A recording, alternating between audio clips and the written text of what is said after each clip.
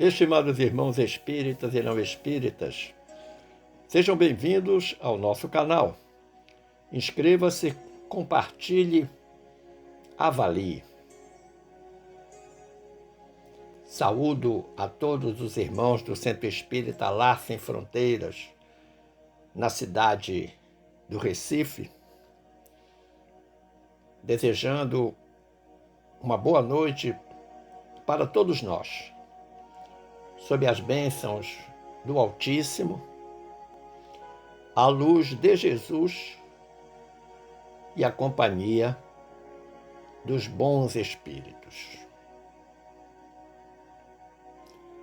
Graças à generosidade da direção da casa em facultar-me a escolha do tema e movido pelas lições de Joana de Ângeles acerca do amor, inclinei-me pelo assunto amor terapêutico. Seguramente você vai encontrar nas redes sociais várias palestras sobre amor terapêutico. E a esse propósito, manda lhes dizer a benfeitora Glorinha: o amor, cantado em verso e prosa, precisa ser assimilado como um estilo de vida, produzindo bem por onde passe, acalmando os aflitos, reerguendo os caídos, reconfigurando os frágeis na fé. E a partir deste pensamento da benfeitora, eles apresentam um outro pensamento dela. Vocês concordam que o amor é um sentimento transbordante? Tal como veio nesta imagem,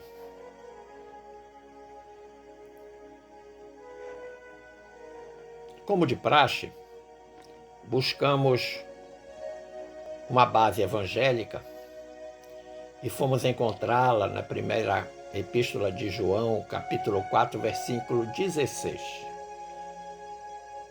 em que diz o evangelista: Deus é amor. E quem permanece no amor, permanece em Deus e Deus nele. E a base doutrinária vem do nosso Evangelho segundo o Espiritismo, capítulo 11, amar o próximo como a si mesmo, e a obra Amor, Imbatível Amor, da benfeitora espiritual Joana de Ângeles e o médium Divaldo Franco.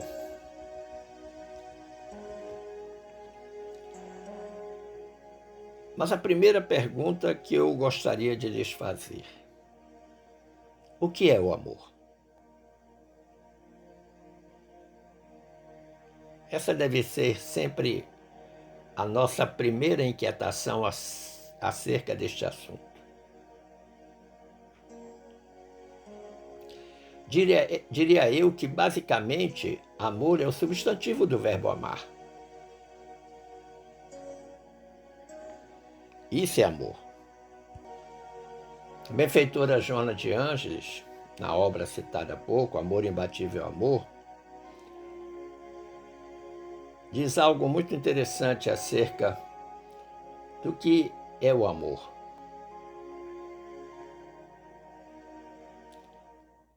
Joana diz: criado o espírito simples para adquirir experiências a esforço próprio e renascendo para aprimorar-se,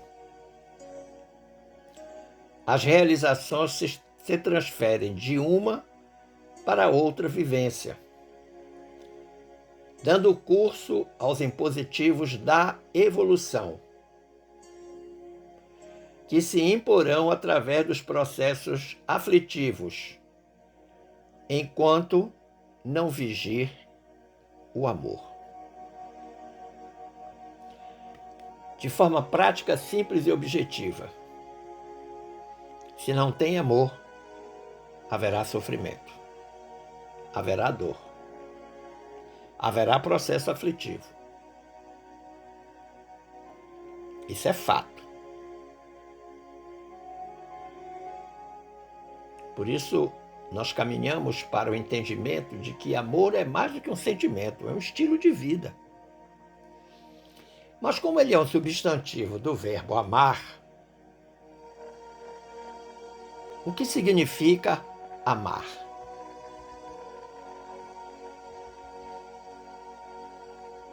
Do ponto de vista da língua portuguesa, amar é um verbo transitivo direto e pronominal, que significa demonstrar amor a. Quem ama, ama alguém, ama alguma coisa. Se você, porventura, disser, eu amo, seguramente lhe perguntarão, a quê ou a quem?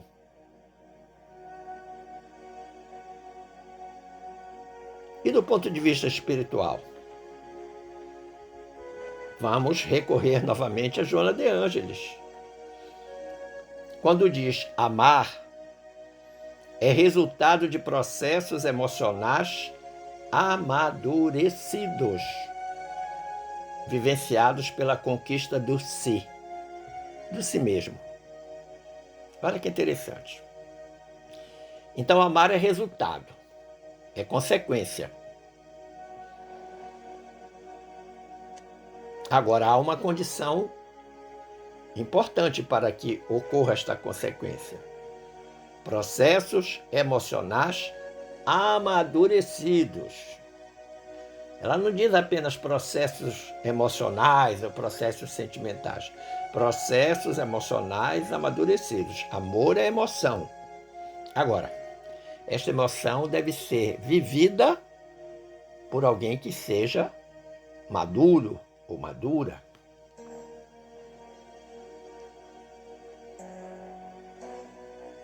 E esses processos emocionais são todos vivenciados na grande luta que fazemos na conquista do si mesmo, do self.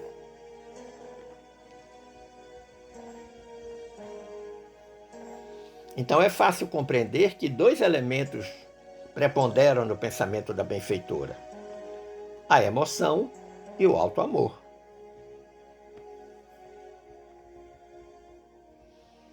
Mas existe uma lição evangélica que está em João, capítulo 4, versículo 7, que nós não podemos esquecer. João diz assim: amados, amemo-nos uns aos outros, porque o amor é de Deus, e qualquer que ama é nascido de Deus e conhece a Deus. Olha que interessante. Tudo em a natureza é uma manifestação do amor de Deus. O universo é uma manifestação do amor de Deus. Mas, como eu disse anteriormente, nós precisamos pensar no amor para lá da perspectiva do sentimento, mas pensá-lo como um estilo de vida. Ou seja, quem adota o amor como estilo de vida, pensa, fala, vive, executa, realiza tudo com amor. E novamente, a benfeitora nos traz uma explicação muito interessante.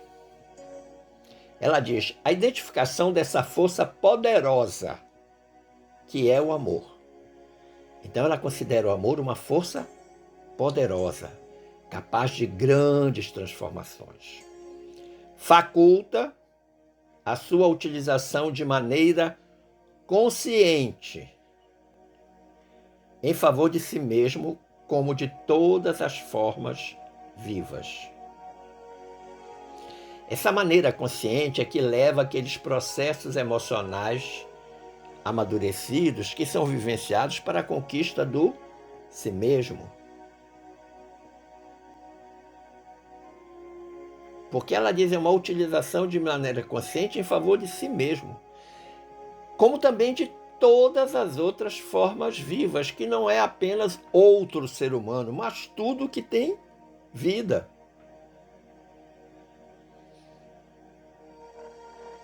E quando ela fala em favor de si mesma, ela está falando de alto amor. E ela diz mais: as plantas absorvem as emanações do amor ou sentem-lhe a ausência. Olha que interessante. Falar aí com quem gosta de planta. Se você gosta muito de planta, eu tenho certeza que você, vez por outra ou quase sempre, conversa com suas plantinhas. Quando está cuidando, quando está regando, quando está adubando. Se não verbaliza em voz alta, verbaliza através do coração, dizendo para ela o quanto a ama, o quanto ela está bonita, dizendo o quanto espera dela no seu processo de crescimento, de desenvolvimento, de beleza. Agora, quando se vai cuidar da planta e se cuida com amor, seguramente esse cuidado trará grandes resultados para a plantinha. Porque, como diz Joana de Ângeles, as plantas absorvem as emanações do amor. E ela diz mais, ela vai para uma outra forma viva. Ela diz: os animais enternecem-se, domesticam-se, quando submetidos ao dinamismo do amor que educa e cria hábitos. Olha que interessante. Você cria um animalzinho, você trata esse animalzinho com amor, com carinho, com respeito. Tem percebido que você está educando o seu animalzinho exatamente com esta pedagogia do amor? Claro que não vai ser espancando o animal, gritando, botando o animal preso. Não. Falando com sentimento. É uma forma viva. Tanto quanto a plantinha, tanto quanto seu filho, seu pai, sua mãe, seu amigo. E há pouco eu disse, um pensamento da benfeitora Glorinha, que o amor é um sentimento transbordante. E como sentimento transbordante, ele alcança tudo que tem vida.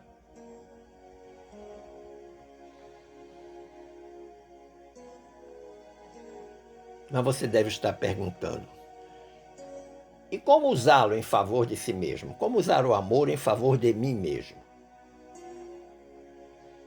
Lembre-se, o ser humano mais sensível,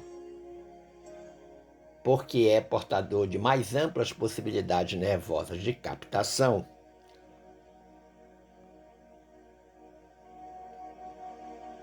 pode-se afirmar isso com segurança, vive em função do amor ou desorganiza-se em razão da sua carência. Nós humanos temos melhores possibilidades nervosas de captar, de perceber, de atrair, de expandir do que as outras formas de vida sobre a Terra.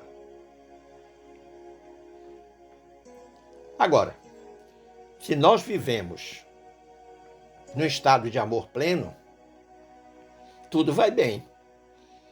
Mas se não existe amor naquilo que pensamos, naquilo que falamos, naquilo que fazemos, aí a vida da gente se desorganiza. O amor é substância que nutre a existência. E depois dela, da existência, quando a gente desencarna, ele mantém-se na escalada evolutiva do espírito.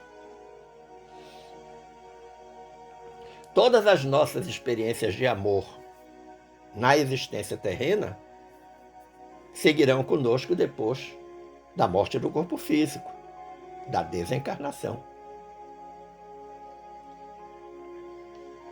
Agora, o passo inicial para usar o amor em favor de si mesmo é o auto-amor. E você pode também perguntar: e como desenvolver o auto-amor? Recordemos que Jesus, quando dialogou com o doutor da lei, lhe disse: ama a Deus sobre todas as coisas e ao próximo como a ti mesmo. E aí depois o doutor da lei perguntou quem é o meu próximo, e ele vai explicar através da parábola do bom samaritano. Mas vamos ficar na frase de Jesus: ama ao próximo como a ti mesmo. A expressão como a ti mesmo significa auto-amor. Você pode até ficar em dúvida, mas isso não é egoísmo? Não, isso não significa egoísmo. Até porque o egoísmo é algo contrário à doutrina de Jesus. Mas vai significar um elevado sentimento de altruísmo, ou do altruísmo. Porque Jesus jamais pensaria, quando disse ao doutor da lei, amar o próximo como a ti mesmo, que era para essa percepção do como a ti mesmo fosse uma percepção egóica. Claro que não. Então a gente pode deduzir que amar o próximo do mesmo jeito, do mesmo modo e na mesma medida com que nós nos amamos é a regra. Mas aí uma outra pergunta nos vem à mente: como nós estamos nos amando? Ou seja, como nós estamos desenvolvendo o nosso auto-amor?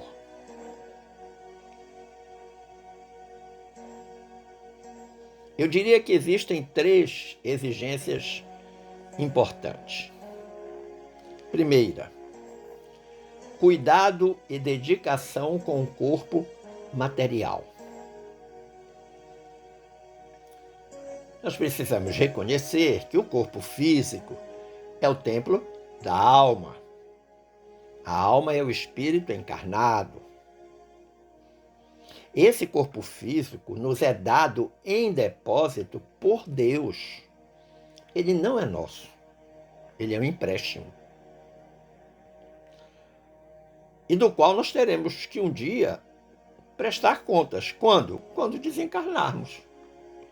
Quando o espírito deixar o corpo físico, ele vai ter que prestar contas do que fez com aquele corpo que recebeu como um empréstimo de Deus, dado em depósito por Deus.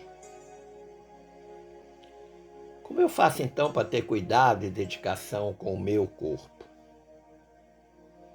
Evitar ou abandonar os chamados vícios degradantes do equilíbrio biológico. Isso é fundamental. A bebida, o álcool, o tabaco, as drogas lícitas ou ilícitas, a glutonaria,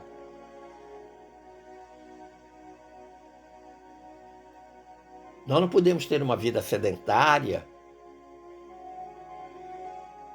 Isso tudo vai contra o equilíbrio biológico que deve ter o nosso corpo físico. Vou lembrar aqui um velho refrão que seguramente todos conhecem: mens sana in corpore sano. Mente sã em corpo são. É um refrão derivado da sátira número 10 do poeta romano Juvenal.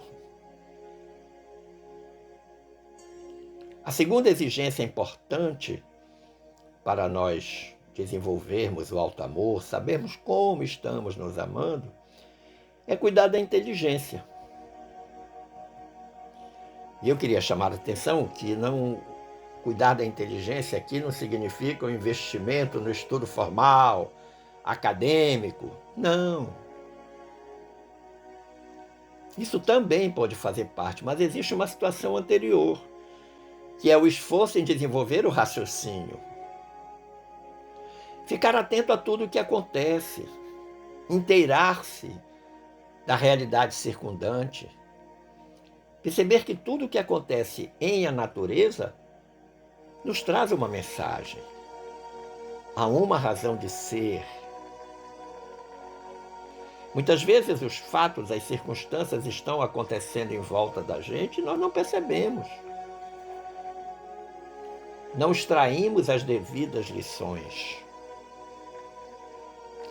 Deus fala conosco muitas vezes através das circunstâncias que nós vivemos.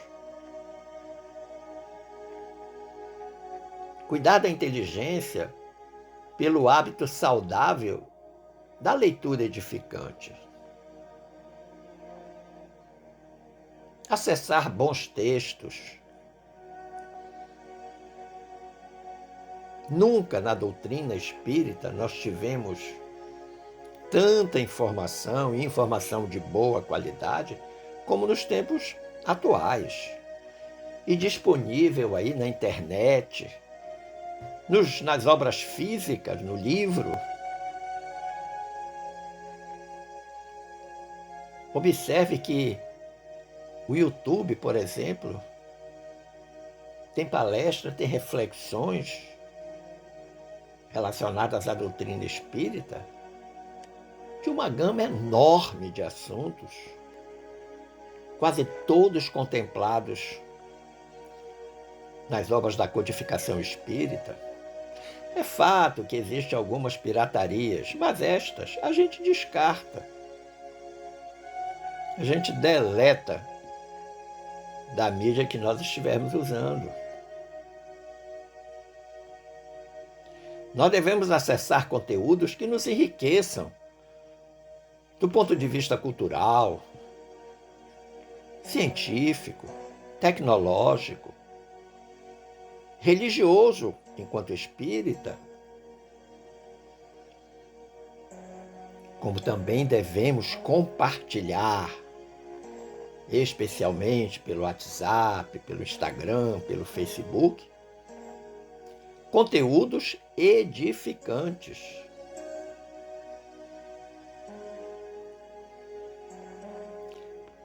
E a terceira exigência, e que eu considero importantíssima, é a do esforço diuturno no aprimoramento moral. O nosso aprimoramento moral, a nossa melhoria moral. E que vem pela decantada reforma íntima, com a substituição de velhos valores por valores novos, consentâneos com o Evangelho de Jesus. Quero aqui recordar a questão 629 de O Livro dos Espíritos, que nos ensina a regra do bem proceder, isto é, de distinguir o bem do mal, funda-se na observância da lei de Deus. O homem procede bem quando faz tudo pelo bem de todos, porque então cumpre a lei de Deus. Na parte terceira, quando abre o capítulo das leis morais,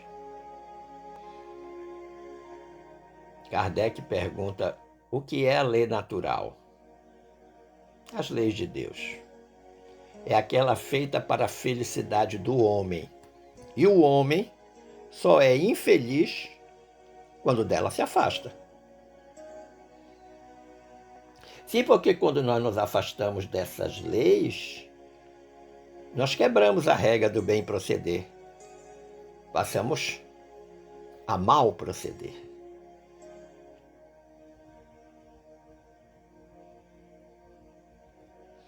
A síntese do amar a si mesmo, a síntese do alto amor, é realizar o amor preservador da paz, do culto aos hábitos sadios, dos cuidados morais, espirituais, intelectuais para consigo mesmo. Nós precisamos ter esta preocupação. Os nossos hábitos não são apenas alimentares, de higiene, eles precisam ser fundamentalmente hábitos morais elevados.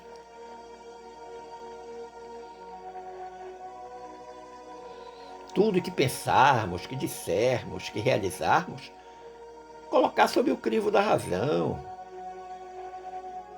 Pensar, será que isto está de acordo com as leis de Deus, com o Evangelho de Jesus? O que eu vou fazer, o que eu estou dizendo, se me fosse feito ou dito, como eu me sentiria? A esse propósito do alto amor, Joana de Ângeles tem uma lógica muito interessante. Ela diz assim: quando o ser se enriquece de estima por si mesmo, então ela está considerando o alto amor uma forma de riqueza. Não riqueza pecuniária, mas riqueza moral. Descobrindo seu lugar de importância sob o sol da vida e esplendente de alegria, reparte com as demais pessoas o sentimento que o assinala, ampliando-o de maneira vigorosa em benefício das demais criaturas. Parte, reparte, compartilha. Sempre pensando no próximo. Ah, mas então eu não devo pensar em mim mesmo? Sim, e muito. Lembre-se, nós estamos falando de alto amor. Agora, você só poderá amar alguém se amar muito a si mesmo. Por quê? Porque o amor é um sentimento transbordante.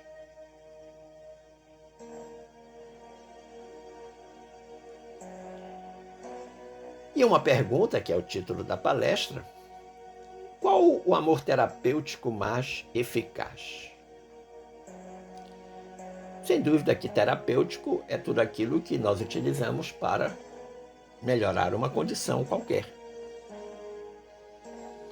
Nós, quando estamos doentes fisicamente, nós usamos uma terapêutica medicamentosa, uma terapêutica cirúrgica, para resolver o nosso problema, o nosso agravo à saúde e ficar são, ficar curado. Agora, quando a forma terapêutica é o amor, qual é o amor terapêutico mais eficaz? Sem dúvida, como diz Joana de Ângeles, é o amor-perdão. Perdão a si mesmo, perdão ao próximo. Perdão a si mesmo é o auto-perdão. Mas aí eu quero chamar a atenção para que o auto-perdão não vire um ciclo vicioso. Errou, eu me perdoo. Errei de novo, me perdoo de novo. Errei mais uma vez, eu me perdoo mais uma vez. Não. Nós vamos criar um círculo vicioso em torno do erro. Erro, perdão, erro, perdão, erro, perdão. Peraí, vai corrigir quando?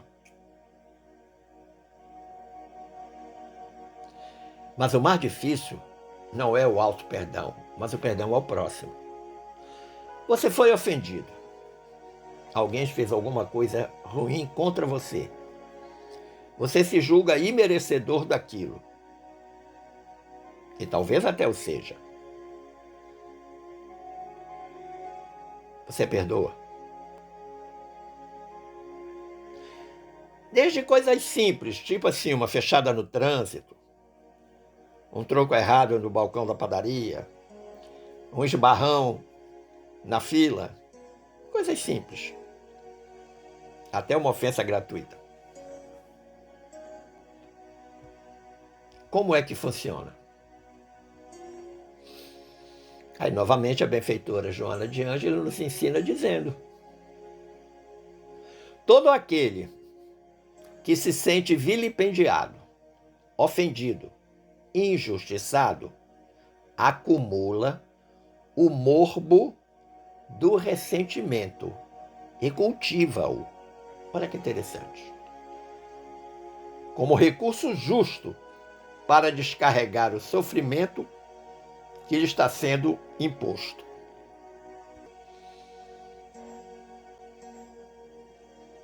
Então, morbo significa enfermidade. Morbo do ressentimento. Então, o ressentimento enquanto uma doença. E tem gente que adora curtir o ressentimento, a mágoa, a chateação. Por quê? Porque se alimenta disso para poder lá na frente se vingar. E aí a Joana de Ângeles vai fazer uma comparação muito interessante. Ela vai dizer que essa atitude de cultivar o ressentimento é a mesma coisa que está conduzindo uma brasa para ser atirada no adversário, e que enquanto você não joga a brasa nele, você está queimando a própria mão. Ou seja, eu fui ofendido. Nasce em mim o ressentimento. Eu preciso dar o troco. Isso não vai ficar assim. Por quê? Porque eu não desenvolvi ainda a condição do amor-perdão. Então eu tenho que esperar o momento certo. Enquanto não chega o momento, eu estou com o ressentimento, que é uma brasa, que eu estou carregando dentro de mim, carregando com a minha mão. Enquanto eu seguro esta brasa na mão, o que essa brasa está fazendo em mim? Queimando a minha mão.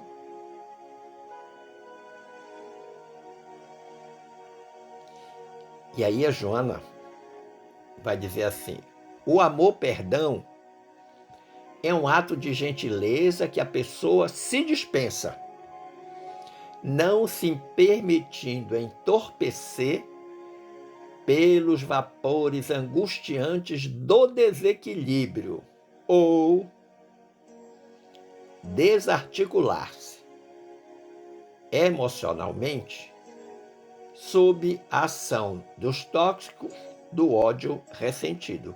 Volta à questão do ressentimento.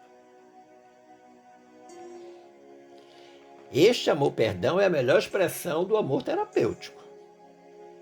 E nós, a todo instante, temos que estar perdoando, não só a nós mesmos, como ao próximo.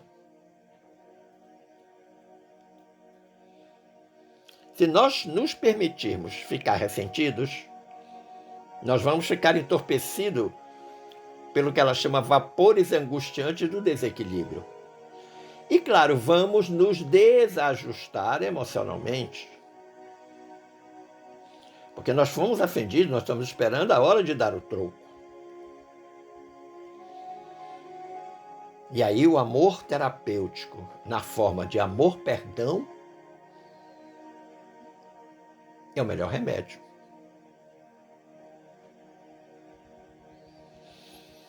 Como aconselhamento final, meus amigos, minhas amigas,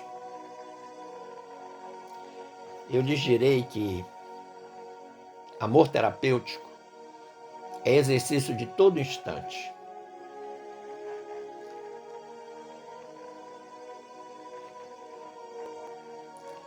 Lá no tomo 3 dos Estudos Avançados da Doutrina Espírita, módulo 4, roteiro 2, amor a Deus e amor ao próximo, há uma frase muito importante sobre o exercício deste amor terapêutico. Começa com simples manifestações de atenção e bondade, limitada a uma ou poucas pessoas. Amplia-se com a prática, podendo atingir comunidades e até a humanidade toda. O importante é cultivar o hábito de fazer o bem, dia após dia. É o que eu chamo de estilo de vida. Não tente começar por coisas absolutamente extraordinárias. Comece com coisas simples, como está lá no texto.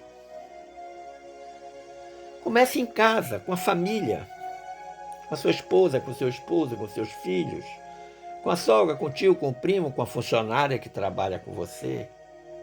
depois amplia um pouquinho lá para o seu trabalho, depois para os seus vizinhos, depois para o seu quarteirão, para o seu bairro, a casa espírita que você trabalha, e de repente você já cresceu bastante nessa prática.